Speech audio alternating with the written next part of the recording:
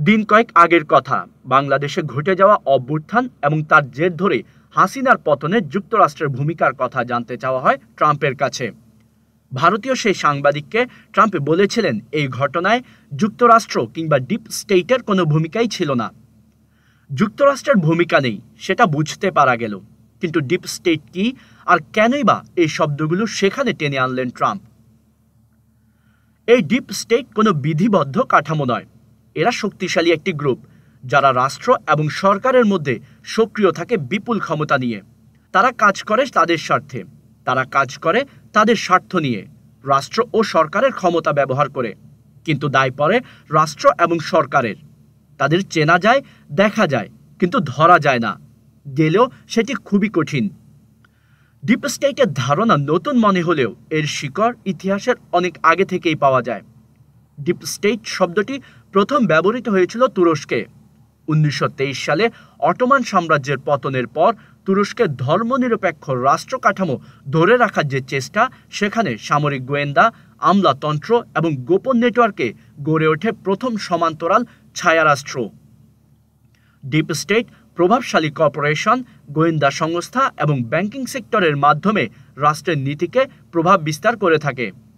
গোপন নজরদারি এবং তথ্য সংগ্রহের মাধ্যমে গুরুত্বপূর্ণ ব্যক্তিদের উপর প্রভাব বিস্তার করে তারা, যেন ডিপ স্টেট ব্যক্তিদের ইচ্ছে মতো কাজ করানো যায়। জনগণের মনোভাব এবং ধারণা প্রভাবিত করতে গণমাধ্যম, প্রোপাগান্ডা ও ইনফ্লুয়েন্সার এবং সাংস্কৃতিক বিভিন্ন মাধ্যমকেও ব্যবহার করা হয় ডিপ স্টেটে।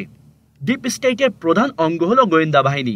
এর বিস্তৃত এবং বিশাল বর্ণনা পাওয়া যায় দ্য টেরর ফ্যাক্টর বইয়ে। মার্কিন গোয়েন্দা সংস্থাগুলোর কর্মকাণ্ডের চমৎকার বর্ণনা রয়েছে এই বইটিতে। বিশেষ করে FBI এবং CIA এর কর্মপন্থার একাংশের বিশদ বর্ণনা রয়েছে সেখানে।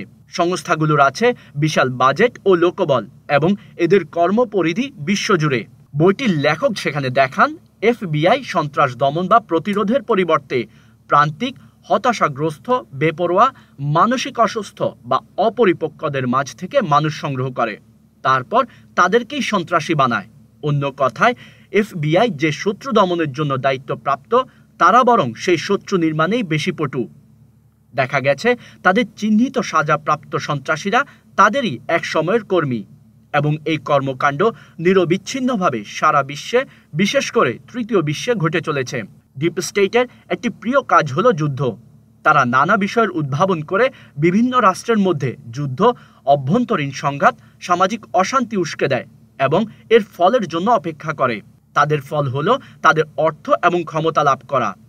রাষ্ট্র আড়িপাতা, অস্ত্রশক্তি, অর্থ এবং স্বার্থবাদীদের সহায়তায় এমনভাবে প্রতিষ্ঠিত যে এর কোনো পতন সম্ভব নয়। জনগণকে এর ভার সইতেই হবে এবং এর কর্মকাণ্ড কোনো পরিবর্তন ঘটবে না। আর সুযোগ সন্ধানী, ক্ষমতা লোভীদের অভাব কখনোই হবে না এই পৃথিবীতে। জনগণ কখনোই জানতে পারবে না তাদের অজান্তে তাদের সব অধিকার ছিনিয়ে নেওয়া হয়েছে এবং তাদের শাসন কিংবা শোষণ করছে এক ক্ষুদ্র গোষ্ঠী, যারা সরকারের মধ্যেই লুকিয়ে থাকে।